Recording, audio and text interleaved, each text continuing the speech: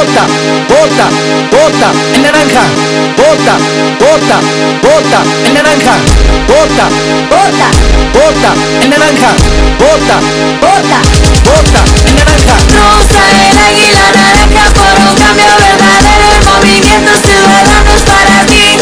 Ven a nuestro lado, el movimiento ciudadano es para ti, es por ti, es el verdadero cambio. Vota, vota, El verdadero cambio. Bueno amigos cibernautas, pues estamos aquí otra vez en su magazine Busca tu Media Naranja y pues ahora el tema, Mauricio, es muy provocador y tiene que ver, lo llamamos el video, capitalismo contra socialismo en los Juegos Olímpicos.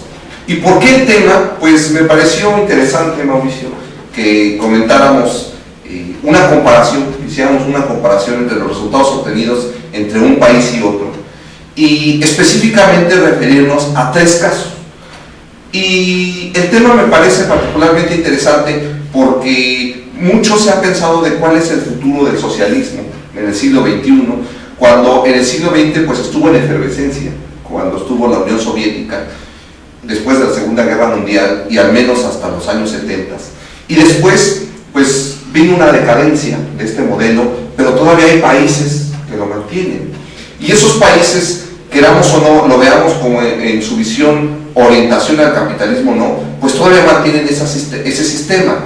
Quizás este tema daría un poco también para desviarlo entre la visión autoritaria y la visión democrática, pero al menos centrarnos en esta parte del capitalismo contra socialismo.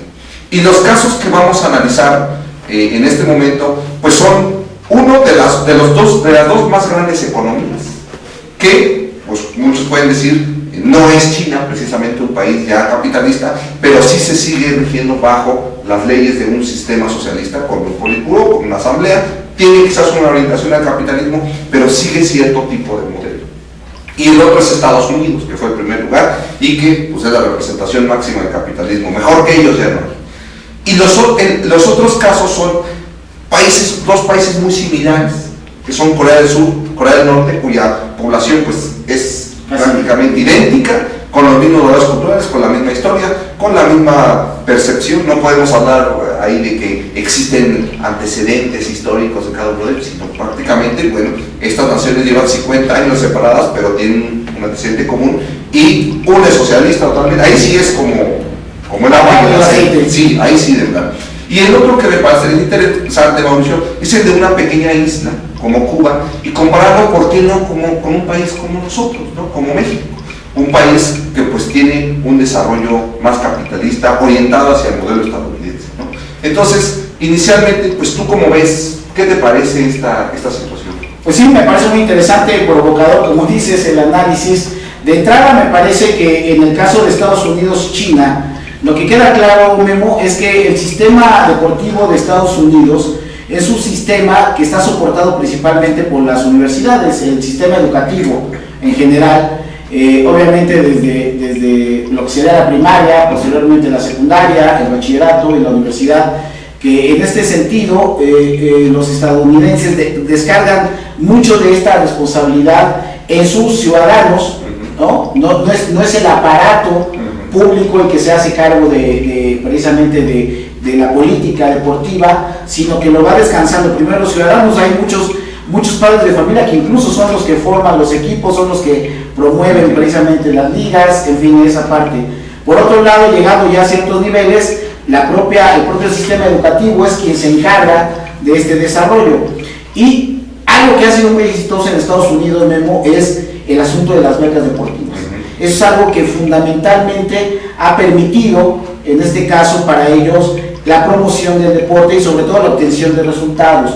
No olvidemos que desde mi perspectiva, lo afirmo contundentemente, que el deporte es política y el deporte es utilizado como propaganda. Y Estados Unidos, en la pelea que tuvo siempre con la URSS, era quién iba a ser hegemónico, y siempre el sistema deportivo de uno estaba en contrarrespuesta del otro. Que sigue siendo lo mismo. Y que por eso estamos analizando. Ese vacío que dejó a la Unión Soviética. Eso por China. Bueno, entonces, comentábamos en el video anterior donde analizábamos los resultados globales de los Juegos Olímpicos, cómo Estados Unidos no iba a permitir que China le ganara en Gran Bretaña, todo un símbolo de esa sociedad, Estados Unidos y Gran Bretaña, Esa alianza. no iban a permitir que China les ganara. Y bueno, hizo lo necesario Estados Unidos y le gana en el medallero a China, ¿no? Y por otro lado tienes a un sistema público en donde lo que hay es todo un desarrollo metodológico, en donde es cuestionadísimo el sistema metodológico de los chinos, en donde se han visto fotografías, videos, en donde a los niños que son elegidos para el desarrollo del deporte son tratados de una manera brutal, en fin, toda esta parte, pero que al final del día le ha dado resultados. Eso es una parte que estaríamos no en el análisis de si es bueno o es malo. Lo que estamos analizando son cómo se llega a resultados similares con visiones distintas. Por otro lado tenemos el análisis que estabas comentando de las Coreas.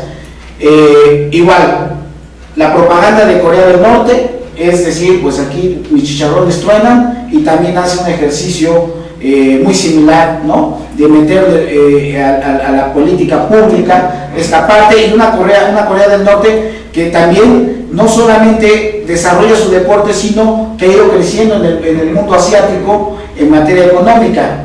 En el caso de Corea del Norte me parece que son muy contadas las especialidades en donde han invertido halterofilia, todo esto, y que allá se ha circunscrito. Y yo veo a una Corea del Norte mucho más, perdón, a la Corea del Sur la veo mucho más diversificada en materia deportiva. Y finalmente Cuba y México.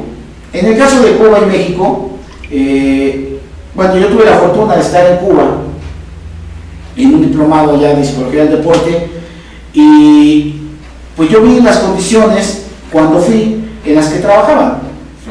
Y la verdad que lo que tiene gran capacidad es en la sistematización y metodología del deporte, que es un plus que te da precisamente para la formación de deportistas de alto rendimiento.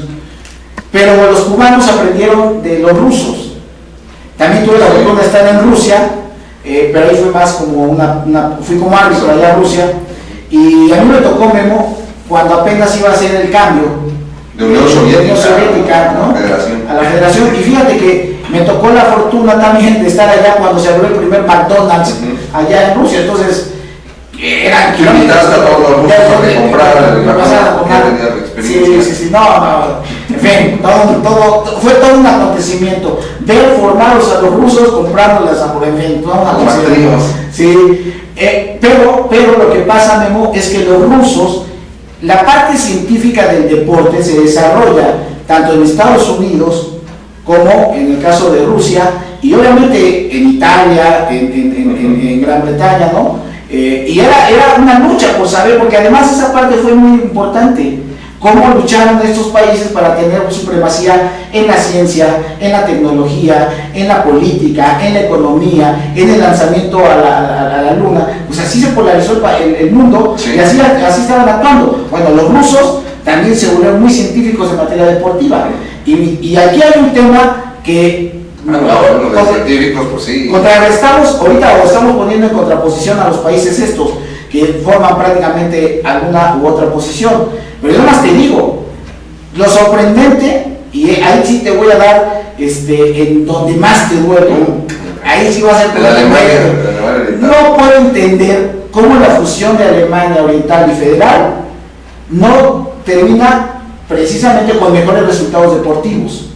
Eso es para otro video que discutamos, porque sí, o sea, porque ahí está la fusión de dos, la integración de dos modelos que habían sido exitosos, cada uno por su parte, y que ahí van también a la par en esa lucha. Entonces, yo en el caso de México y Cuba, con los amigos cubanos, la verdad es de que todo este esfuerzo, todas estas grandes victorias en atletismo, por ejemplo, en el voleibol, en deportes como el béisbol, es decir, toda esta gama de deportistas que generó Cuba, pues no nos han dejado de hacer. Lo que pasa es de que también me da la impresión de que, como todo en la vida, llegas a un nivel y luego tienes que bajar, y seguramente vendrá el análisis de esto. Tengo por seguro que los cubanos lo van a hacer fuertemente, rumbo a Río, porque es fundamental para ellos no perder esta vanguardia del deporte como una propaganda del sistema.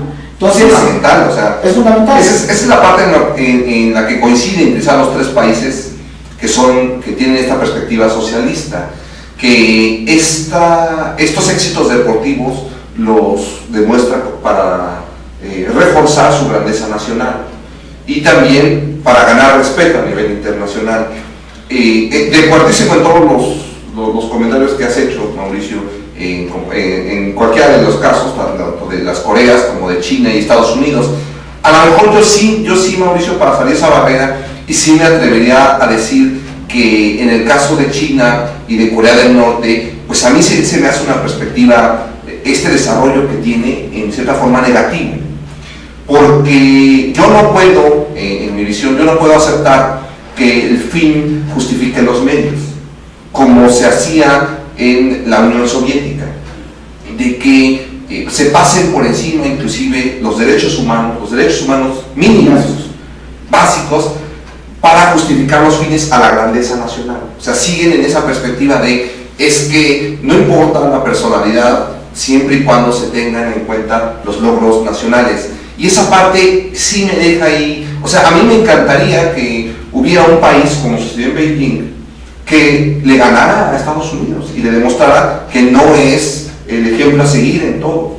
Pero si esa forma va a ser la forma autoritaria, no lo sé. Y lo hemos comentado y lo enlazo con la visión laboral, por ejemplo, y la visión económica. China ha llegado hasta esos lugares, hasta ese nivel económico, hasta ser la segunda potencia económica mundial por debajo de Estados Unidos. Pero si vemos el desarrollo per cápita está muy por debajo. ¿Por qué? Porque simplemente ellos siguen creciendo en el sentido macro, pero no en el sentido micro, o sea, la población no se está beneficiando de eso. Pero te voy a contraargumentar, Memo, y qué bueno que estamos llegando al fondo del asunto. Te voy a contraargumentar, mira, si hay una industria en el mundo que se ve beneficiada de la maquila asiática, es el mundo del deporte. Entonces, Nike es una de las empresas que mayor manufactura saca a nivel asiático. ¿Qué tiene que ver con esto que está señalando? Sí, ciertamente. Toda la industria de los balones, por ejemplo, se hacen en Pakistán, se hacen en China. Y bueno, la industria es que tú ves familias cosiendo los balones y se les paga una miseria de 10 centavos de dólar o 20 centavos de dólar. Esa es una realidad. Pero son las mismas empresas americanas que maquilan allá en Asia. Entonces, bueno, trato de contraargumentarte en términos de que, ok, estoy de acuerdo, pero entonces, ¿por qué el mundo capitalista, democrático, prefiere ir, y lo vemos con Walmart, lo vemos con otras empresas, al mundo asiático a sabiendas de que lo que están haciendo es una explotación de los seres humanos? Ese es lo que está en dilema. Y estamos tomando uno de los sectores más productivos en el mundo, después del narcotráfico, los energéticos. Creo que la industria del deporte debe andar entre el quinto o sexto lugar de la cantidad de dinero que genera. Sí, definitivamente. Entonces, yo te contraargumento en ese sentido, porque aquí lo que estamos encontrando es dos países, dos grandes potencias mundiales en todos los sentidos, y en donde sí, ciertamente puedo coincidir contigo, o no puedo, coincido contigo en esta visión respecto a estos falta de los derechos humanos que se tiene con los trabajadores. Eso me queda claro. Pero quien los promueve, ¿no? Pues son este capitalismo, porque si Nike estuviera acostumbrado a pagar costos reales de la mano de obra, no tendría ese problema. Pero no solamente Nike, también Adidas y también Diadora, las principales marcas deportivas mundiales. Entonces, aquí era lo que quisiéramos aquí, Memo. La industria de los balones aquí estaba cimentada en Guanajuato y en Jalisco. Y obviamente la mano de obra de aquí no es barata. ¿Y no es barata por qué? Por la Ley Federal del Trabajo. Que es lo que quieren desmantelar ahora los panistas y los priistas. Y entonces prefieren emigrar a los capitales allá a pagar 10 centavos. Son más baratos, ¿no? Porque son más baratos. No, ahí sí, totalmente de acuerdo. Yo no digo que Estados Unidos sea el país más democrático, ni que Gran Bretaña tampoco lo sea, que se me hace que sí están en otra perspectiva en cuanto a derechos humanos, ahí sí. Pero para sus países. Para sus países. Yo lo que no sé es, por ejemplo, de este desarrollo deportivo, ¿cuántas de las 38 medallas de China podemos hablar de que los atletas estuvieron en condiciones óptimas, ¿no? O sea que no se violentaron sus derechos humanos. En esa parte, ¿no? Y específicamente, ya pasando al caso de las Coreas, ese sí se me hace más revelador todavía, como países con las mismas condiciones geográficas, pues han tenido otro nivel de desarrollo. Y es que, hay que decirlo, o sea, el esfuerzo de Corea del Norte es increíble, porque ahí sí, si nos comparamos con ellos, pues nada más van 5 de oro más.